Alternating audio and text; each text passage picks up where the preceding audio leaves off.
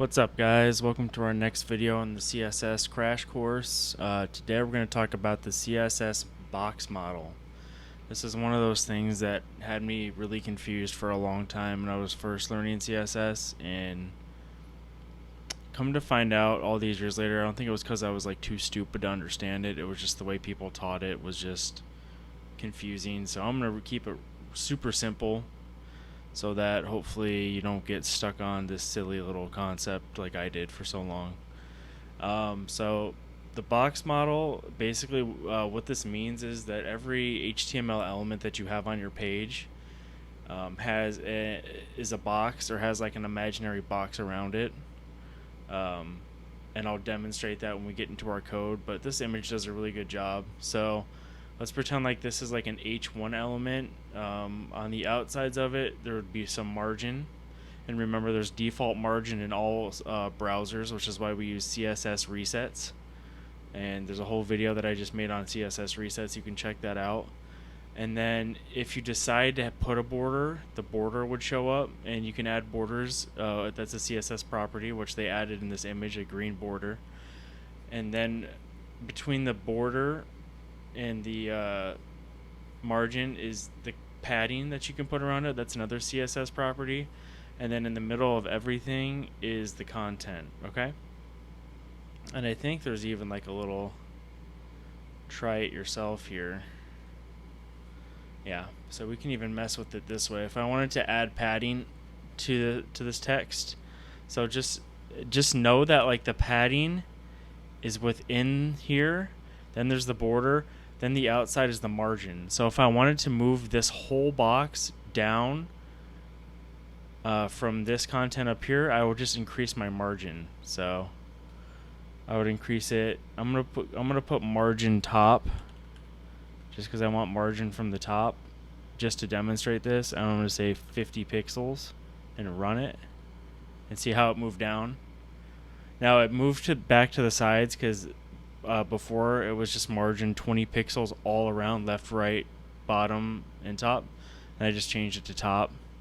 And this is like the most practical way that you're going to use, that you're going to need to know like what the box model means, is when you're moving one section of a website below another one and giving it some space between your content. And I'll show you an example of that too. Let's say margin top 80 pixels. Watch, it'll go down even further. Okay.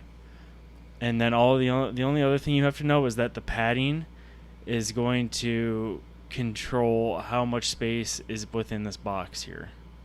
And the only way that we can see that this is a box is because there's been a green 15 pixel border. This border would normally not be there.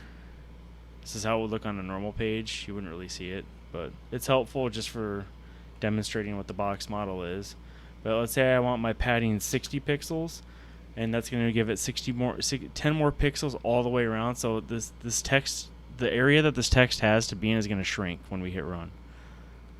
See that? It shrunk even more. Now we can do, let's do 70. Watch what happens. Okay, shrunk even more. So don't let this confuse you though, okay? This isn't complicated. Like, there's a bunch of stuff people are going to tell you with like, oh, since you added this, it actually adds more width to the page, and they're going to give you these math equations. Don't worry about that crap. Just worry about knowing that margin moves the whole element up and down, and padding just moves the content within the box. Like, get that in your head. That's all that's really important here, okay? So what we can do here, let's go into the code. We'll do a couple more examples. So I'm going to go into my CSS course code. I'm using Visual Studio Code, and I encourage you to follow along with me. I'm going to make this lesson 6-box model.html, and we're going to close that. You get some boilerplate code. I'm going to put some style tags up here. I'm just going to have my styles within my HTML page for this lesson. No need to make a bunch of external style sheets here.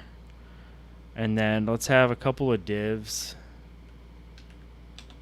I'll just say div, and then we'll put, oh, actually let me launch this page first.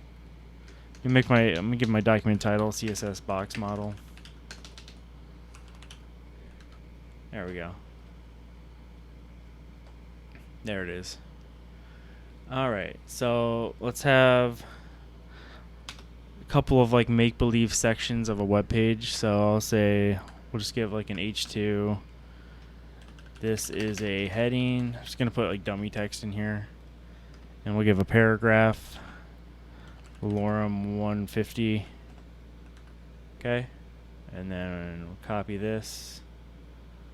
Copy this whole thing, even the div. I'll grab the div too. We'll have two separate divs. Cool. And then what we'll do is we'll do a CSS reset really quick because I want to get rid of the default. See, there's already default margin and padding on here. I don't want any of that. So I'm going to say select all with my asterisk, margin 0, padding 0, box sizing, border box. And then let's give our styling to our divs, kind of like the example we just saw. So give it a width of, I'll say 90%. I want it to go 90% of the page. See how it just moved in. So there'll be some space. I'll give it a height, each one a height of 300 pixels. And see how that moved down because of the box model, because now there's 300 pixels between our imaginary boxes. Let's give them borders so we can see, say 15 pixels, solid, and red. There, now we see them. And look how they're connected right now, because we have no margin. So now let's do the padding. And again, this is the main thing you guys have to understand. Well, actually, we'll do the margin first. Margin will move the whole div, each div, away from each other. So it's not going to affect the content in here. It's going to actually move the whole element away from the other element. So I'll say margin top for both. And I'll do 80 pixels. Give them some space. Okay. And so I moved them both 80 pixels margin top. So that includes this one up here, right? So now each element moved away from each other. So you use margin when you want to move stuff away from each other, okay? Margin is the outside of your box. It's the very outside, then it's border, then it's padding. So now let's do padding. And let's give it each one 20 pixels of padding all the way around. And now remember, the padding is just it's gonna affect the heading and the paragraph that's in here. It's not gonna move the actual whole box away from each other in any way. It's just gonna be the content inside. So let's save, and that's it. Okay. And see, it moved it so far down that it actually got into our border. But let's just do 10 pixels. But I just really want to like try to hammer that home. You know why? It's because our height's only, let's make our height 500 pixels. Give it some space. There we go.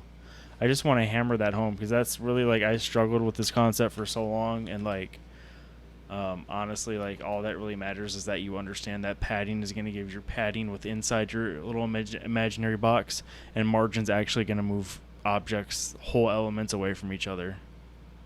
Okay, so in other words, when you're trying to move stuff away from each other, or whole sections of a web page, typically you'll have your page divided into sections using the actual like section tag.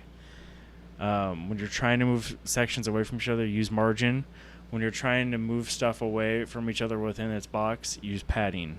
And that's basically the box model. Every element is a box.